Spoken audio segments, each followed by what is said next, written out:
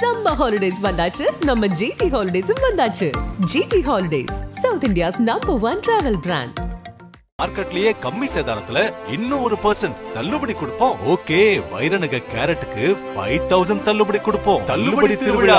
பிரகாசமான அபார்ட்மெண்ட்ஸ் நம்ம அம்பத்தூர்ல அம்பத்தூர் ரயில் நிலையத்திலிருந்து 5 minute டிரைவில் லக்ஸரி 2 BHK மற்றும் 3 BHK அபார்ட்மெண்ட்ஸ். நல்லா கேட்டுக்கங்க, நமக்கு வர வேண்டிய 2152 கோடி ரூபாய் கல்வி நிதியை கொடுக்கலாமா? நீ கொண்டு வர புதிய கல்விக் கொள்கையை ஏத்துக்கிட்டாதான் எனக்கு காசுன்னு சொன்னா, செத்து போன சமஸ்கிருதத்தின் உருவமான ஹிந்தியை ஏத்துக்கிட்டாதான் எனக்கு காசுன்னு சொன்னா, 2000 கோடி இல்ல 10,000 கோடி ரூபாய் கொடுத்தாலும் புதிய கல்வி கொள்கையை தமிழ்நாடு ஏற்றுக்கொள்ளாது. ஓட்டு போடுற வயசு, புத்தி சுவாதீனம் இருக்க யாருனாலும் கட்சி ஆரம்பிக்கலாம். ஆனா ஆரம்பிச்ச எல்லாருக்கும் யார் எதிரின்னு கேட்டா திமுக. 2 மாசம் பொறுங்க, அதுக்கு பிறகு எங்க தலைவர் போராட்டம்னா என்னன்னு காட்டுவாரு அப்படின்னாங்க. மழை காலத்துலயும் தலைவர் வெளியே வர மாட்டாரா? வெயில்ல வரமாட்டேன், மழையில வரமாட்டேன். ஆக மொத்தம் மக்களை நேரடியாக சந்திப்பதற்கு எனக்கு துணிச்சல் இல்ல, திராணி இல்ல, மக்களோடு நிற்க மாட்டேன். ஆனா நீ ஓட்ட மட்டும் எனக்கு போட்டு சிஎம் ஆக்கிடணும். ஒரு 3 செய்திகளை முன்னாடி சொல்லிடுறேன். நிகழ்வுக்கு வந்த உடனே நான் பார்த்தேன், எல்லாருமே ரொம்ப சோர்வா இருந்தீங்க. உங்களுடைய சோர்வுக்கு காரணம், அமர்ந்திருக்கக்கூடிய ஒவ்வொருவருமே உழைக்கக்கூடிய மக்கள். சென்னை என்று எடுத்துக்கொண்டால் அதில் உழைக்கக்கூடிய மக்கள் வரிசையில் முதல் வரிசையில் இருக்கக்கூடிய மக்கள் தான் இங்கே அமர்ந்திருக்கக்கூடிய சகோதரிகள். அதனால எல்லாம் சோர்வா இருந்தீங்க. பொதுவாக இப்படி சோர்வா இருக்கிறப்ப மற்ற இயக்கங்களில், அதாவது நமக்கு எதிரணியில் இருக்கக்கூடியவர்களோ அல்லது மற்ற எதிர்கட்சியில் இருக்கக்கூடியவர்களோ உற்சாகப்படுத்துவதற்காக ஏதாவது சினிமா பாட்டு பாடுவாங்க, டான்ஸ் ஆடுவாங்க. நீங்கள் எப்போது உற்சாகம் அடைந்தீர்களா? நான் இன்னைக்கு தான் பார்க்குறேன். உங்களுடைய மாவட்ட கழக செயலாளர் உள்ள வந்த உடனேயே உட்கார்ந்திருந்த மக்களும் பாதி பேர் எழுந்து மகிழ்ச்சி அடைந்தீர்கள். ஆனால் நான் என்ன நம்புறேன்னு சொன்னா, இந்த உற்சாகத்திற்கும் மகிழ்ச்சிக்கும் காரணம் தனிப்பட்ட அண்ணன் சிற்றரசு என்ற நபர் அல்ல. அவர் செய்யக்கூடிய செயலால், அவர் இருக்கக்கூடிய இயக்கத்தால், அவர் ஏற்றுக்கொண்ட கொள்கையால் இந்த வரவேற்பு கிடைக்குது. 2வது, இதை நான் சொல்லலாமான்னு தெரியல, எத்தனை பேர் நோட் பண்ணியிருக்கீங்கன்னு தெரியல. ஒருவேளை நான் கட்சிக்குள்ளேயே இருந்தால் அதை சொல்ல முடியாது, அது வேற உள்கட்சி அரசியலாகலாம். நான் திராவிடர் கழகனால தாராளமாக சொல்லலாம். பொதுவாக இந்த இன்றைக்கு இருக்கக்கூடிய இளைஞர்கள் அல்லது பெண்கள் யாராக இருக்கட்டுமே, அம்மாமார்கள்லாம் இருக்கீங்க, பாட்டி வயசில் இருக்கவங்க எல்லார் கையிலையும் ஏதாவது ஒரு பச்சை குத்தி இருப்பீங்க. அப்படி தானே பாட்டி? ஏதாவது ஒன்று இருக்கும். ஆனால் நிறைய பேர் என்ன பண்ணுவாங்கன்னா, அவங்களுடைய கணவர் பெயர், பெரும்பாலான ஆண்கள் மனைவி பெயரை போடுற அளவுக்கு இல்லை, இப்போ கொஞ்சம் பேர் ட்ரெண்ட் ஆகிட்டு இருக்கு. சில பேர் என்னன்னா, அந்த கடவுள் நம்பிக்கை இருக்கவங்க கடவுள் பேரை பச்சை குத்தி இருப்பாங்க. சில பேர் என்னன்னு பார்த்தீங்கன்னா, பிடிச்ச அந்த படம் ஏதாவது ஒரு பிக்சர் இருக்கும். ஆனால் நான் வந்த உடனேயே பார்த்துட்டு அன்பண்ணன்ட்ட கேட்டானா, அவர் பேர் என்னன்னு கேட்டேன். அண்ணன் SMK அண்ணாதுரை அவர்கள் கையில் வந்து மு கலைஞர் கருணாநிதி அப்படின்னு பச்சை குத்தி இருக்காரு. அது என்ன அப்படின்னு கேட்டிங்கன்னா, நான் எப்படி பார்த்தேன்னா, அவர் கையை இப்படி தான் வச்சு உட்காந்துருந்தாரு. பேசுகிறப்ப கையை நீட்டி ரொம்ப உணர்ச்சி வசப்பட்டு கலைஞருடைய பெயரையும் முதல்வருடைய பெயரை சொன்னா, நான் திரும்பி பார்த்தா அது பெருசாக இருக்குது, ஃபுல்லாக லென்த்தாக, கை ஃபுல்லாக அவர் கையை நல்ல நீளமாக தான் இருக்குது. மு கலைஞர் மு கருணாநிதினு இருக்குது. இந்த உணர்வை, இப்படிப்பட்ட தோழர்கள் இருக்கின்ற வரை திராவிட முன்னேற்ற கழகத்தை யாரும் அசைக்க முடியாது அப்படின்றதான் அதனுடைய செய்தி. 3வது என்ன அப்படின்னு பார்த்தீங்கன்னா, எல்லாரும் மகளிர் உட்கார்ந்துருக்கீங்க. உங்க எல்லாருக்கும் இருக்கக்கூடிய பிரச்சனை, அவசரம் என்ன அப்படின்னா, இரவுல போய் நீங்க தான் சமைக்கணும். அண்ணனுங்க, என்னோட பெரியப்பா சித்தப்பா வயசுல இருக்கவங்க யாருமே இன்னும் 10 மணி வரைக்கும் கூட்டம் நடந்தா கூட பேசுவாங்க, கேட்பாங்க. பின்னாடி நான் பேசிக்கிட்டு இருக்கேன்னு பொருட்படுத்தாம கூட பேசுற அளவிற்கு அவர்கள் எல்லாருமே, ஆண்களுக்கு பிரச்சனையே கிடையாது. ஆனா உங்க எல்லாருக்கும் என்ன பிரச்சனைனா, 10 மணி ஆனாலும் சரி, 9 மணி ஆனாலும் சரி, உட்கார்ந்துருக்க என் அம்மாவும் என் அக்காவும் என் தங்கச்சியும் என்னுடைய ஒத்த வயதில் இருக்கக்கூடியவர்கள், ஒருவேளை திருமணம் ஆயிருந்தா நீங்க தான் போயிட்டு அந்த ராக்கெட்டை விடணும். என்ன ராக்கெட்டு? தோசை உருளணும், இட்லி சுத்தணும், இது எல்லாத்தையும் நீங்க தான் செய்யணும். அப்படி எல்லா வகையிலும் அடிமைப்பட்டு கிடந்து, நீ படிக்கக்கூடாது, சத்தமா பேசக்கூடாது, அழுகலாமான்னு கேட்டா அழுதா வீடு விளங்காது, சரி சத்தமா சிரிக்கலாம்னா பொம்பளை பிள்ளை மாதிரி சிரி, கழுக்குன்னு சிரிக்காத, சோகமா இருக்கலாம்னா இப்படி மூஞ்சி வச்சுட்டு இருந்தேன்னா வீடு எப்படி வழங்கும், இப்போ நான் என்னதான் பண்றது அப்படின்னு நினைக்கக்கூடிய அளவிற்கு பெண்களை எல்லா வகையிலும் அடிமைப்படுத்தி இருந்த ஒரு சமூகத்தில் இந்த திராவிடம் எதை செய்தது அப்படின்னா, நீங்க வெளியே வாங்கம்மா, கூட்டம் கேளுங்கம்மா, உங்க அறிவை வளர்த்துக்கங்கம்மா, வந்து ஜம்முன்னு உட்காருங்கம்மான்னு உட்கார வச்சப்ப முன்வரிசையில் அந்த அக்கா பேர் எனக்கு தெரியல, கண்ணாடி தலையில போட்டிருக்கவங்க பேசுறாங்க. முதல்வருடைய பேரை சொன்னோன்னே அந்த அக்கா பயங்கரமா வைப் ஆகி விசில் அடிக்க ஆரம்பிச்சிட்டாங்க. அது உண்மையாகவே இதெல்லாம் ஒரு விஷயமா அப்படின்னு பொதுவாக இருக்கக்கூடிய பெண்கள் நினைக்கலாம். நினைச்சு பாருங்க, நம்மளை கூட்டிட்டு போன இடம் தேட்டரு, கோவில், கல்யாண வீடு, காதுகுத்து வீடு தான். இது எல்லாமே எதுக்குன்னு கேட்டால், நீ வாய் பேசக்கூடாது, அடிமையா இருன்னு சொல்லக்கூடிய இடங்கள். அந்த இடத்தெல்லாம் விட்டு வந்து கருத்தியலாக நமது தலைவர்களையும் கொள்கையையும் முன்னிறுத்துகின்ற போது எதை பற்றியும் கவலைப்படாமல் நாங்கள் கொண்டாடி மகிழ்வோம்னு சொல்லக்கூடிய அறிவு சார்ந்த கூட்டத்தை, பெண்களை தமிழ் சமூகத்தில் வார்த்தெடுத்திருக்கிறோம் என்றால் அதற்கு காரணம் இந்த திராவிடர் இயக்கமும் தலைவர் தந்தை பெரியாரும் நமக்கான பல சட்டங்களை கொண்டு வந்த முத்தமிழறிஞர் கலைஞருமாக தமிழ்நாடு வளர்ச்சி பாதையில் சென்றிருக்கிறது. சரி, எல்லாம் சரிங்க. எதுக்கு முதல்வரோட பிறந்த நாள் மார்ச் 1ஆம் தேதி முடிஞ்சிருச்சு. இன்னைக்கு மார்ச் 31, ஒரு மாசம் முடிஞ்சிருச்சு. நாளைக்கும் எனக்கு தெரிஞ்ச அண்ணன் இன்னும் ஒரு வாரத்துக்கு மேல கூட்டு நிகழ்ச்சிகள் வச்சிருக்காருன்னு நினைக்கிறேன். இங்கு மட்டும் கிடையாது, தமிழ்நாடு முழுவதும் கொண்டாடுறாங்கம்மா. இப்போ நீங்க பொதுவா இருக்கிறவங்களுக்கு கேள்வி வரணும், 1ஆம் தேதி முடிஞ்ச பிறந்த நாளை என்னத்துக்கு 31ஆம் தேதி வரைக்கும் கொண்டாடுறீங்கன்னு. எதுக்கு தெரியுமா கொண்டாடுறோம்? முதல்வர் என்ற அந்த தனிப்பட்ட நபரை பற்றி பேசுறதுக்கோ, அவரை புகழ்வதற்கோ, அவரை பற்றி மட்டுமே பேசுவதற்கு கிடையாது. தமிழ்நாடு தலை நிமிர்ந்து நிற்கிறது என்றால் அதற்கு காரணம் இந்த முதலமைச்சர் என்பதை உங்ககிட்ட சொல்றதுக்கு தான். அப்படி என்னங்க செஞ்சுட்டாங்க? எதுக்கு எடுத்தாலும் திராவிடம்ன்றீங்க, பெரியார்ன்றீங்க, அண்ணான்றீங்க, கலைஞர்ன்றீங்க, முதல்வர்ன்றீங்க. என்ன செஞ்சிட்டீங்கன்னா, அருமை தோழர்களே, கடைசி வரிசையில் இருக்கக்கூடியவர்கள் வரைக்கும் கேட்டுக்கங்க. இங்க முன் வரிசையில் 2 தோழர்கள், என் அம்மா வயசுல எங்க அப்பா வயசுல ஒருத்தவங்க உட்கார்ந்துருக்காங்க. முதல் வரிசையில் அவர்கள் தான் இருக்கிறார்கள். பல ஆண்டு காலமாக உடலில் இருக்கக்கூடிய குறைபாடை வைத்து உனக்கு ஊனம், நீ செவிடு, குருடு அப்படின்னு அவங்களுடைய மனசு சங்கடப்படும்னு கொஞ்சம் கூட நினைக்காமல் பேசிய, அவர்களுடைய சுயமரியாதைக்கு இழுக்கான சொற்களை எல்லாம் சொல்லி கொண்டிருந்த போது ஒரு மனிதநேயமிக்க தலைவருக்கு கவலை வந்தது. அவர்களுக்கான சுயமரியாதையை கொடுக்க வேண்டும் என்று மாற்றுத்திறனாளிகள் என்று அழைத்தவர் முத்தமிழறிஞர் கலைஞர் அவர்கள். இன்றைக்கு அவருடைய மகனாக மட்டுமில்லாமல் இவர்களுடைய மகனாகவும் இருந்து முதலமைச்சர் சொல்லுகிறார், ஊராட்சிகளில் உங்களுக்கான இடம் ஒதுக்கப்படும் என்று வரலாற்றில் சொன்னவர் தமிழ்நாட்டினுடைய முதலமைச்சர் முத்துவேல் கருணாநிதி ஸ்டாலின் தான். இரண்டாவது, இங்க நிறைய பேர் நின்றுட்டு இருந்தீங்க. ஒரு குட்டி தம்பி நின்றுட்டு இருந்தான், அவன் இருக்கானா அது ஓடிட்டானான்னு தெரியல. இன்னைக்கு இந்த பிள்ளைங்கள்லாம் வந்து நின்று கேட்டுட்டு இருக்குங்கல்ல, இந்த சின்ன பிள்ளைங்க 2 காரணத்துக்காக வந்திருப்பாங்க.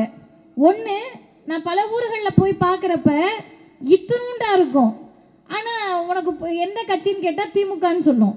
அந்த பிள்ளைங்க திமுக கூட்டத்தில் வந்து உண்மையாகவே ஆசையாக உட்காந்து ஆணி கேட்டுட்டு இருக்குங்க. ஆனால் இங்கே இருக்கக்கூடிய சில பேர் பெண்கள் கூட்டிகிட்டு வந்திருக்கீங்கல்ல குழந்தைங்கள, அவங்களாம் ஏன் தெரியுமா கூட்டிகிட்டு வந்திருப்பீங்க? பாதி பேர் வீட்டுக்கார்ட்ட விட்டுட்டு வர முடியாது, அவர் வேற எங்கேயாவது போயிருப்பாரு, இல்லைன்னா அவர் இங்கே ஸ்டேஜுக்கிட்ட நிற்பாரு, பிள்ளைங்க நீங்கள் தான் பார்த்துக்கணும். அந்த நெருக்கடியில் கூட்டிகிட்டு வந்திருப்பீங்க. இன்னும் கொஞ்சம் பேர் என்ன வந்திருப்பாங்கன்னு கேட்டால், என்னதான் நடக்குதுன்னு கேட்போமே, வீட்டில் இருந்தால் அம்மா படிக்க சொல்லுவாங்க, சும்மா எங்கேயாவது வந்து நிற்போமே அப்படின்னு நின்றுருக்குங்க. அப்படி நிற்கக்கூடிய உட்கார்ந்துருக்கக்கூடிய இந்த குழந்தைகள் கிட்ட நான் ஒரே ஒரு கேள்வி கேட்குறேன். அந்த கேள்விக்கு அந்த குழந்தைகள் சொல்லக்கூடிய பதிலை வைத்து ஏன் இந்த முதல்வரை கொண்டாடணுன்றத நீங்களே முடிவு பண்ணிக்கோங்க. கேட்போமாம்மா? ஏம்மா 9 மணிக்கு தான் நீ கேள்வியாக கேட்க போறியான்றீங்களா? சின்னதாக கேட்குறேன். குட்டி, எத்தனாவது படிக்கிற? நீ தான் அம்மா. இங்கே பாரு, அக்கா பாரு, எத்தனாவது படிக்கிற? 3rd standard. எந்த ஸ்கூலில் படிக்கிற? அரசு பள்ளியிலையா? சரி. நீங்கள் எத்தனாவது படிக்கிறீங்க? குட்டியாக நிற்கிறீங்களே மஞ்சள் கலர் சட்டை, அவங்க சொல்லுங்க, நீங்கள் சொல்லுங்கண்ணா. 4வதா? அவங்கண்ணா பின்னாடி உங்கள் பொண்ணு யூகேஜியா? யூகேஜி. சரி. இங்கே இருக்கக்கூடிய இத்தனை பேர் இருக்கீங்கல்ல, இவங்களையும் சேர்த்து கேட்குறேன். அரசு பள்ளியில் தான் என் பிள்ளை படிக்குதுன்றவங்க மட்டும் கொஞ்சம் கோச்சிக்காம கை தூக்குங்க. பாதி பேர் கை தூக்காம அமைதியாக இருக்கீங்க. சரி. இத்தனை பேர் அரசு பள்ளியில் படிக்க வைக்கக்கூடிய பெற்றோர்கள். கொஞ்சம் பேர் கூட்டத்தில் இருப்பீங்க, என்ன நடந்தாலும் கையும் தூக்க மாட்டீங்க, கை தட்டவும் மாட்டீங்க, முறைச்சிக்கிட்டே இருப்பீங்க பேச்சாளரை, அப்படி பயமுறுத்தக்கூடிய ஒரு குரூப்ஸ் இருப்பீங்க. அப்படி நீங்கள் கணக்கு வச்சுக்கிட்டாலும் பெரும்பாலானவர்கள் அரசு பள்ளியில் படிக்க வைக்கிறோன்னு கை தூக்குறீங்க. இந்த அரசு பள்ளியில் காலை உணவு திட்டம் இருக்குது, அது எல்லாருக்கும் தெரியும். அது எவ்வளவு சிறப்பான திட்டம் அதெல்லாம் நமக்கு தெரியும். ஆனால் இந்த திட்டத்தை முதல்வர் என்ன நெருக்கடியில் கொண்டு வந்தாருன்னு தயவு செய்து தாய்மார்கள் புரிஞ்சுக்கணும். காலை உணவு திட்டத்தை தமிழ்நாட்டின் முதலமைச்சர் கொண்டு வந்து கொஞ்ச நாள் ஆன உடனே நம்ம ஆட்களுக்கு அதோடைய சிறப்பு புரியலை, அருமை புரியலை, முதல்வரை கொண்டாடணும்னு தமிழ்நாட்டில் இருக்கக்கூடிய பெரும்பான்மை மக்கள் நினைக்கல. ஆனால் இந்த காலை உணவு திட்டத்தை யாருக்கு எரிஞ்சதுன்னு சொன்னீங்கன்னா, யாருக்கு வலித்ததுன்னு சொன்னால் தினமலர்ன்ற ஆரிய பத்திரிகைக்கு வலிச்சுது. அவங்க முதல் பக்கத்தில் போட்டாங்க, உழைக்கக்கூடிய நம் வீட்டு பிள்ளைகள் தான் அரசு பள்ளியில் படிக்கும், ஏழை எளியவர்கள் வீட்டு பிள்ளை தான் அரசு பள்ளியில் படிக்கும், பிற்படுத்தப்பட்ட மிகவும் பிற்படுத்தப்பட்ட பட்டியலின மக்கள் வீட்டு பிள்ளைங்க தான் அரசு பள்ளியில் படிக்கும். நான் இன்னமும் உங்களுக்கு புரிகிற மாதிரி சொல்லணும்னா, நம்மை போன்ற ஏழை எளிய நடுத்தர வர்க்க பிள்ளைகள் தான் அரசு பள்ளியில் படிக்கக்கூடிய குழந்தைகளா பெரும்பாலும் இருக்காங்க. அந்த பிள்ளைகளுக்கு காலை உணவு திட்டத்தை கொடுத்தா தமிழ்நாட்டில் எல்லோரும் மகிழ்ச்சி அடைந்தார்கள். ஆனால் அந்த ஆரியர்கள் பார்ப்பன கூட்டம் பத்திரிகையில் என்ன போடுறாங்கன்னா, நீங்க நிறைய பேர் பார்த்துருப்பீங்க, மறந்துருக்கலாம், காலை டபுள் சாப்பாடு கக்கூஸ் நிரம்பி வழிகிறதுன்னு எழுதுனாங்க. கேட்குறாங்கல்ல, என்ன ஆரிய திராவிட போருன்றீங்க, எப்ப பாரு ஆரியத்துக்கும் திராவிடத்துக்கும் சண்டைன்றீங்கன்னு. எங்க வீட்டு பிள்ளைங்க சாப்பிட்டா கக்கூஸ் நிரம்பி வழியுதுன்னு எழுதக்கூடிய வக்கரத்துக்கு பெயர்தான் ஆரியம். நீ என்ன சொன்னாலும் சரி, என் பிள்ளைகளுக்கு நான் காலை உணவு திட்டத்தை தருவேன் என்று சொல்லக்கூடிய முதல்வருடைய சித்தாந்தத்திற்கு பெயர்தான் திராவிடம். அந்த காலை உணவு திட்டத்தை கொடுக்க கூடாது, பிள்ளைங்களுக்கு சீருடை கொடுக்க கூடாது, பள்ளி புத்தகம் கொடுக்க கூடாது, அவர்களுக்கு கல்வி சொல்லிக் கொடுக்கக்கூடிய ஆசிரியர்களுக்கு சம்பளம் கொடுக்க கூடாதுன்னு சொல்லி ஒன்றிய பாசிச மோடி அரசு, பிஜேபி அரசு, நல்லா கேட்டுக்கங்க, நமக்கு வர வேண்டிய 2152 கோடி ரூபாய் கல்வி நிதியை கொடுக்கலாமா? இப்போ நீங்க நினைக்கலாம், ஏங்க அது ஒன்றிய அரசுக்கும் தமிழ்நாடு அரசுக்கும் இருக்க பிரச்சனை, தியாகராய நகர்ல உட்கார்ந்துருக்க, கிரியப்பாண்டி தெருவில் உட்கார்ந்துருக்க, திருவிக்கா நகர்ல உட்கார்ந்துருக்க, எங்களுக்கு என்னங்க பிரச்சனைன்னு. அந்த நிதி வராமல் போனால் நம்ம வீட்டு பிள்ளைங்களுக்கு தான் கல்வி பாதிக்கப்படும், உங்க வீட்டு பிள்ளைங்களுக்கு தான் கல்வி பாதிக்கப்படும். இத உடனே முதல்வர் கேட்டோடனே மோடி சொல்றாரு, நிர்மலா சீதாராமன் சொல்றாங்க, ஒன்றிய கல்வி அமைச்சர் சொல்றாரு, நீங்க புதிய கல்விக் கொள்கையை ஏத்துக்கிட்டீங்கன்னா உங்களுக்கு இந்த நிதியை கொடுப்போம். கொஞ்சம் கூர்மையா கவனிங்க. நான் இந்த குழந்தைங்க எல்லாம் எத்தனாவது படிக்கிறாங்கன்னு கேட்டேன்ல, இங்க இருக்க ஒரு கால் டிக்கெட்டு, அது அரை டிக்கெட்டு, அங்க இருக்கிறவங்களுக்கு என்ன டிக்கெட்டே இல்லை. இந்த பிள்ளைங்களுக்கெல்லாம், உங்க வீட்டு பிள்ளைங்களுக்கெல்லாம் 3வது 5வது 8வதுல மோடி பப்ளிக் எக்ஸாம் வைக்க போறேன்றாரு, பொது தேர்வு வைக்க போறேன்றாரு. ஒரு சமூகத்தில் பணம் வேணுமா படிப்பு வேணுமான்னு கேட்டா படிப்பு தான் வேணும்னு சொல்லக்கூடிய ஒரே மாநிலம் தமிழ்நாடு தான். அதனாலதான் இவங்க இதுல கை வச்சு, பிள்ளைங்க படிக்கலன்னா அறிவு வளராது, அறிவு வளரலன்னா எந்த நடிகர் வந்தாலும் ஆட்சி அமைக்கலாம், அதனால படிச்சிடக்கூடாது, அறிவு வளர்ந்துடக்கூடாதுன்னு நினைக்கிறப்ப ஒரு முதல்வர் சொல்லுகிறார், நீ கொண்டு வர புதிய கல்விக் கொள்கையை ஏத்துக்கிட்டாதான் எனக்கு காசுன்னு சொன்னா, செத்து போன சமஸ்கிருதத்தின் உருவமான ஹிந்தியை ஏத்துக்கிட்டாதான் எனக்கு காசுன்னு சொன்னா, 2000 கோடி இல்ல, 5000 கோடி இல்ல, 10,000 கோடி ரூபாய் கொடுத்தாலும் புதிய கல்வி கொள்கையை தமிழ்நாடு ஏற்றுக்கொள்ளாது சொல்லக்கூடிய முதலமைச்சருக்கு தான் பிறந்த நாள் விழாவை கொண்டாடுகிறோம். இன்னும் 2 செய்தியோடு நான் நிறைவு செய்கிறேன். அம்மாமார்களுக்கு பொதுவாக அவங்க பிள்ளைங்க அவங்கள விட அறிவா இருந்தா உச்சி முகர்ந்து கொண்டாடக்கூடியவர்கள். நீங்க எல்லாருமே அப்படிதானே? இப்ப நான் பேசிக்கிட்டு இருக்கேன்னா என்னை யாருமே உங்களுக்கு தெரியாது, என் பேர் தெரியாது, என் ஊர் தெரியாது, நான் என்ன கட்சி என்ன இயக்கம் எதுவுமே தெரியாது. ஆனா நீங்க எந்த சந்தோஷத்துல தெரியுமா உட்கார்ந்துருப்பீங்க? முன்வரிசையில உட்கார்ந்து இருக்கக்கூடிய இந்த பாட்டி நான் வந்ததுல இருந்து பாக்குறேன், அவர்களுக்கு இருக்கக்கூடிய உணர்வு எல்லாமே யாரோ நம்ம பிள்ளை பேசுது, அந்த பிள்ளை யாரா வேணா இருக்கலாம், அதை பத்தி கவலை இல்லை. திமுக மேடையில் எங்களுக்காக பேசுறாங்கன்னா அது என் பிள்ளைதான் என்று நினைக்கக்கூடிய உணர்வோடு உட்கார்ந்துருப்பீங்க. அப்படி உட்கார்ந்து இருக்கக்கூடிய தாய்மார்கள் கொஞ்சம் யோசிச்சு பாருங்க. பாட்டி சைக்கிள் ஓட்டி இருக்கீங்களா? சும்மா சொல்லுங்க. எங்க பாட்டி ஓட்டினது இல்லை, ஓட்டி இருக்க மாட்டோம். அம்மா வயசுல இருக்கவங்க சைக்கிள் ஓட்டி இருக்கீங்களாம்மா? பைக் ஓட்டி இருக்கீங்க. நீங்கெல்லாம் எனக்கு முன்னாடி தலைமுறை, உங்களை விட்டுருங்க. நீங்கம்மா இல்லை. நல்லா கேட்டுக்கங்க. எதுக்கு இதை கேட்டேன்னா, நாகப்பட்டினம் மாவட்டம், அதுக்கு பக்கத்துல திருமருகல்னு ஒரு ஊரு. என் கூட நான் கூட்டத்துக்கு, எங்க திராவிடர் கழக கூட்டத்துக்கு போனப்போ ஒரு ஆசிரியர் ஒருத்தவங்க என் கூட கார்ல வராங்க. அந்த டீச்சர் அந்த அம்மா சொல்றாங்க, சைக்கிள் ஓட்டிட்டு ஒரு பாப்பா போயிட்டு இருக்கு, அம்மா இந்த சைக்கிள் ஓட்டுறதுக்குள்ள நான் எங்க வீட்டில் என்ன பாடுபட்டேன் தெரியுமா? நாங்க அவங்களுக்கு ஏறக்குறைய ஒரு 50 வயசு இருக்கும். என்னங்க சைக்கிள் ஓட்டுறதுக்கு என்ன பாடுபட்டீங்கன்னா, அவங்களுக்கு 13 வயசு இருக்கிறப்ப இது உண்மையாக அவர் சொன்ன சம்பவம். அதை நான் அவங்கள எழுதவே சொன்னேன். அப்ப சைக்கிள் ஓட்டியிருக்காங்க 13 வயசுல. அவங்க பெரியப்பா வந்து என்ன பண்ணிருக்காருன்னா, சைக்கிளை தூக்கி அப்படியே வீசியிருக்காரு. எதுக்கு வீசினாருன்னு உங்களுக்கு புரியலையா? பொம்பளை பிள்ளை சைக்கிள் ஓட்டிக்கிட்டு இருக்க அப்படின்னு கேட்டிருக்காரு. அவங்களுக்கு இப்ப 50 வயசுன்னா ஒரு 30 வருஷத்துக்கு முன்னாடின்னு வச்சுக்கோங்களேன். 30 வருஷத்துக்கு முன்னாடியே தமிழ்நாட்டின் பல மாவட்டங்கள்ல பல ஊர்ல பொம்பளை பிள்ளை சைக்கிளை மிதிக்கிறதா, நீ பெடல் போட்டு சைக்கிள்ல போனா யாரோடையாவது போயிடுவேன்னு நினைச்சுக்கிட்டு இருந்த சமூகத்தில் என்ன மாற்றத்தை இந்த திராவிடர் இயக்கம் ஏற்படுத்தி இருக்கிறது என்று சொன்னால், தலைவர் தந்தை பெரியார் சொன்னாரு, பொம்பளை பிள்ளைங்கெல்லாம் ஏரோப்ளேன் ஓட்டணுமான்னாரு. சைக்கிள் ஓட்டுறதுக்கே விடாத ஊர்ல நீ ஏரோப்ளேன் ஓட்டுனப்ப இது என்ன இவர் சும்மா சொல்லிக்கிட்டு இருக்காருன்னு நினைச்சாங்க. போலீஸ் ஆகுனாரு, காக்கி உடுப்பை போட்டுட்டு நில்லு, ஆண்கள் காக்கி உடுப்பை போட்டா மதிக்கிறான்ல, நீ போட்டாலும் மதிப்பான்னாரு. ராணுவத்துக்கு போனாரு. யாருக்கும் ஒன்றும் புரியல, இவர் சொல்றதெல்லாம் நடக்குமா அப்படின்னு நினைச்சாங்க. 1973 தமிழ்நாட்டில் முதன்முறையாக காவல்துறையில் பெண்களை முத்தமிழறிஞர் டாக்டர் கலைஞர் அவர்கள் நியமித்தார். இந்த வரலாறுலாம் எங்களுக்கு எதுக்குமான்னு கேட்டீங்கன்னா, சைக்கிளே ஓட்ட விடாத ஒரு சமூகத்தில், பொம்பளை பிள்ளைனா இப்படிதான் இருக்கணும்னு சொன்ன சமூகத்தில் இந்தியாவில் ஒரு மாநிலம் அமைதி புரட்சியை செய்து கொண்டிருக்கிறது. இன்றைக்கு தமிழ்நாட்டின் முதலமைச்சர் மார்ச் 8ஆம் தேதி மகளிர் தினத்தை முன்னிட்டு மோடி என்ன பண்ணாருன்னா, போன வருஷம் கேஸ் கொடுத்தாரு. கேஸோட காசை குறைச்சாரு. அது எப்படின்னு கேட்டால், என்ன விட உங்க எல்லாருக்கும் ஆடி தள்ளுபடி பற்றி தெரியும். சேலையோட விலை உண்மையான விலை 600 ரூபாயா இருக்கும். இவங்க என்ன பண்ணுவாங்கன்னா, ஆடி ஆஃபர் உங்களுக்கு நாங்கள் 800 ரூபாய்க்கு தரோம் அப்படின்வாங்க. உடனே நம்ம ஆட்களுக்கு உண்மையான விலை தெரியாதுல்ல, 1000 ரூபாய் சேலையை 800 ரூபாய்க்கு தராங்கன்னா பெரிய விஷயம்னு போயிடுவோம். அதே போல் மோடி என்ன பண்ணாருன்னா, 1200 ரூபாய்க்கு சிலிண்டரை விற்று அதை குறைச்சு 100 ரூபாய் குறைக்கிறேன், உங்களுக்கு மகளிர் தின ஆஃபர் அப்படின்னாரு. ஆனால் இன்னும் முதல்வர் என்ன தெரியுமா பண்ணாரு, அடுப்படியிலேயே பொம்பளைங்க கடைசி வரைக்கும் இருக்கணும்னு நினைச்சுக்கிட்டு இருக்கியா? என் பெண்கள் அடுப்படியில் இருக்க வேணாம், சகோதரிகளே ஆட்டோ ஓட்டுங்கள், சுயமாக இருங்கள், பொருளாதாரத்தில் முன்னேறுங்கள்னு முதற்கட்டமாக 100 ஆட்டோக்களை, பிங்க் ஆட்டோக்களை கொடுத்து பெண்கள் இன்றைக்கு ஆட்டோ ஓட்டுநர்களாக தங்கள் பொருளாதாரத்தை தாங்களே பார்த்து கொள்ளட்டும் என்ற நிலைக்கு தமிழ்நாடு உயர்த்தி இருக்கு. இதெல்லாம் ஒரு சாதனையா அப்படின்னு உங்களுக்கு நாளைக்கு வந்து வாட்ஸ்அப்ல கேட்பாங்க. இதெல்லாம் ஒரு சாதனையான்னு கேட்கிறாங்கல்ல. உத்தரப்பிரதேசமும் பீகாரும் மத்திய பிரதேசமும் மகாராஷ்டிராவும் ஒரிஷாவும் சாதிக்காததை கல்வியில் தமிழ்நாடு சாதித்திருக்கிறது. இந்தியாவில் கல்வியில் நம்பர் 1 மாநிலம் எது என்றால் தமிழ்நாடாக இருக்கிறது. பெண்கள் அதிகம் பேர் படிச்ச மாநிலம் எதுன்னா தமிழ்நாடா இருக்கு. பெண்கள் எத்தனை பேர் அதிகமாக PhD படிச்சாங்கன்னு கேட்டா தமிழ்நாடு முதல் மாநிலமாக இருக்கிறது.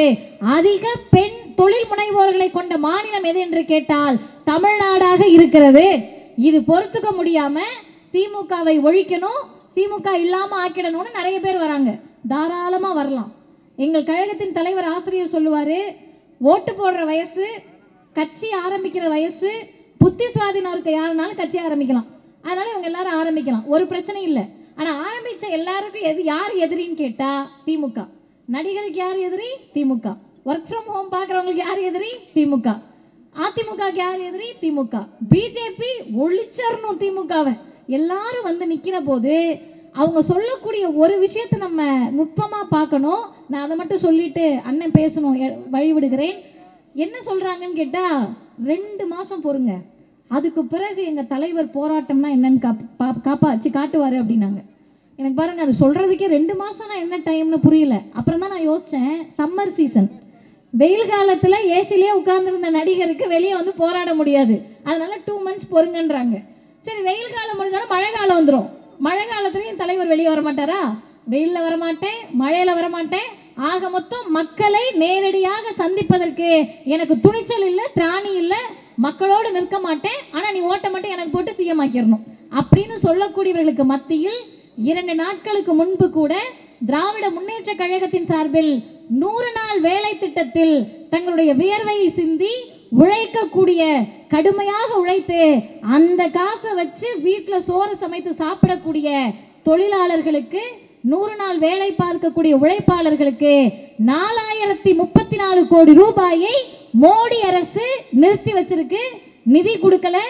அதை எதிர்த்து தமிழ்நாடு முழுவதும் ஆர்ப்பாட்டம் நடத்திய கட்சி திராவிட முன்னேற்ற கழகமாக இருக்கிறதுன்னு சொன்னா, இதையெல்லாம் சீர்தூக்கி பார்த்து யார் வேண்டுமானாலும் ஒழிக்க வாருங்கள். ஒழிக்க வருவதற்கு முன்பு ஒன்றை நினைத்துக் கொள்ளுங்கள். அவர்களை ஒழிக்க நினைக்க போது துணை போகக்கூடிய இளைஞர்கள் ஒன்ன மனசுல வச்சுக்கங்க. திமுகவை ஒழிப்போம் என்று சொன்னால் முதல்வர் தரக்கூடிய மகளிர் உரிமை தொகையை ஒழிப்போம்னு அர்த்தம். திமுகவை ஒழிப்போம்னு சொன்னா தமிழ்நாட்டின் முதல்வர் தரக்கூடிய புதுமை பெண் திட்டத்தை ஒழிப்பாங்கன்னு அர்த்தம். திமுகவை ஒழிப்பார்கள் என்று சொன்னால் தமிழ்நாட்டின் முதலமைச்சர் தரக்கூடிய தமிழ் புதல்வன் திட்டத்தை ஒழிப்பார்கள் அர்த்தம். திமுகவை ஒழிக்க போகிறோம் என்று சொன்னால் தமிழ்நாடு அரசு கொடுக்கக்கூடிய நான் முதல்வன் திட்டத்தை ஒழிப்பார்கள் அர்த்தம். திமுகவை ஒழிப்பார்கள் என்று சொன்னால் தமிழ்நாடு அரசு தமிழ்நாட்டின் முதலமைச்சர் தரக்கூடிய காலை உணவு திட்டத்தை ஒழிப்பார்கள் அர்த்தம். ஆக மொத்தத்தில் திமுகவை ஒழிப்போம், அழிப்போம், அரசியலில் இல்லாமல் செய்வோம் என்பதற்கு மறைமுக அர்த்தமாக தமிழ்நாட்டின் சுயமரியாதையை, பகுத்தறிவை, சமூக நீதியை, சமத்துவத்தை ஒழிப்பதற்கு பிஜேபி தயாராக இருக்கிறது. அதோடு நாங்கள் கூட்டணியில் இருக்கிறோம் என்று சொல்ல வருகிறார்கள். நீங்கள் எத்தனை பேர் சொன்னாலும் சரி, யார் எதிரியாக நின்றாலும் சரி, மக்கள் திராவிடத்தின் பக்கம் நிற்கிறார்கள். திராவிடம் தான் வெல்லும் என்று சொல்லி நிறைவு செய்கிறேன். வாய்ப்புக்கு நன்றி, வணக்கம். நக்கீரன் டிவிக்கு சப்ஸ்கிரைப் செய்யுங்கள். உங்கள் ஆதரவே எங்கள் பலம். ஆசிரியர்களுக்கு நண்பனாகவும் மாணவர்களுக்கு ஆசானாகவும் திகழும் தேர்வு வழிகாட்டி. ஒவ்வொரு பாடத்திற்கும் அனுபவமிக்க ஆசிரியர்களின் துல்லியமான தெளிவான விடைகள். CNC இருக்கு, தேர்வு பயம் எதற்கு? இது தீரன் பப்ளிஷிங் ஹவுஸ் விற்பனை வெளியீடு.